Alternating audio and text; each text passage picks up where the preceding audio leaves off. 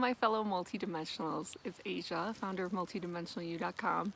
And you can tell by my big smile and how joyous and lit up I am that I am about to share another one of my fireside stories. I don't have a fire, a campfire, but that's okay. I came out here, it's Mother's Day 2018, and I'm up here with my daughter.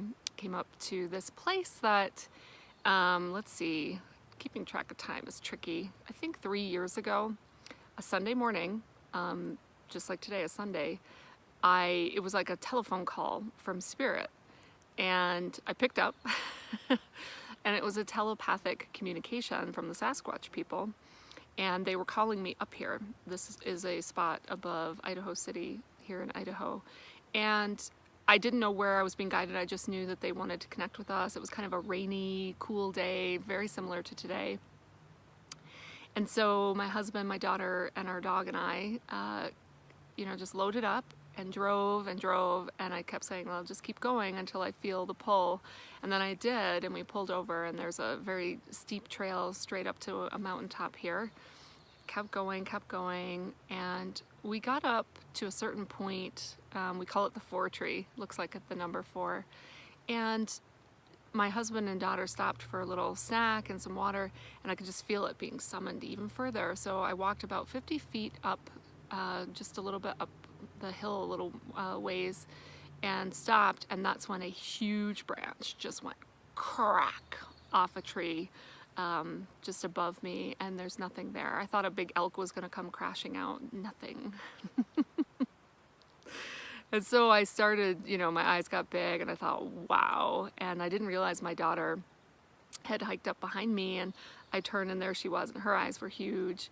And then they threw a pine cone and hit her in the back, is what she said. I didn't see it with my own eyes, but once that happened, she got very emotional. It's just, when you deal with the Sasquatch people, and I think like any interdimensional beings or spirit, they're coming with such an enormous, there's such an expansive experience that you're having with them, and so it's very hard not to get emotional. And so we just took a moment and thanked them for snapping a branch for us, and left some food. We always leave goldfish crackers. That's what we're doing today, and chocolate, per their request. If you remember the dolphin gifting story, we brought up some of those cheesy goldfish crackers for them again. So it's lovely to be out here today. I took my daughter on a shamanic journey in to meet with the Sasquatch people, and I was laughing because a whole bunch of other beings kind of spirit bombed the journey, and they had things they wanted to show me and share with me, and but I ultimately did connect with the Sasquatch people and the ancient ones. And I think we're so trained in what the shamans call the middle world, right? This physical dimension, to want physical interaction, and we forget that we have incredible multidimensional consciousness.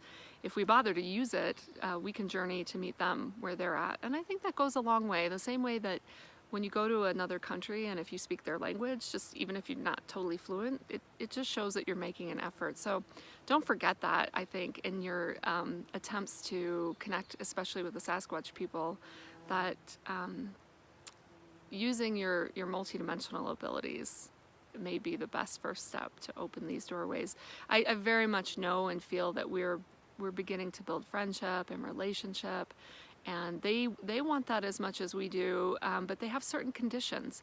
And if you haven't cleaned up your field, and you're still a vector for things in the not so great part of the astral plane to work through you, just like we don't want to spend time around people for that same reason. We don't want to be psychically attacked. So I would say, for those of you who are following me, who have a real interest, like I do, in hanging out with your Sasquatch friends, just take your psychic hygiene very seriously, and keep it clear on a daily basis, right? The same way we shower our physical bodies, clean those.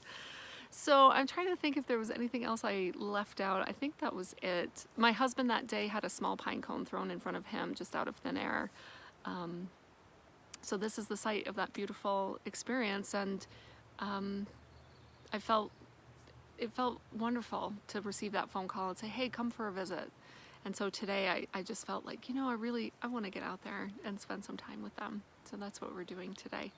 So I hope you enjoyed the story, and I hope you all enjoy connecting with your interdimensional, elemental, intergalactic friends. And so that's it for now. I look forward to sharing more stories in the future.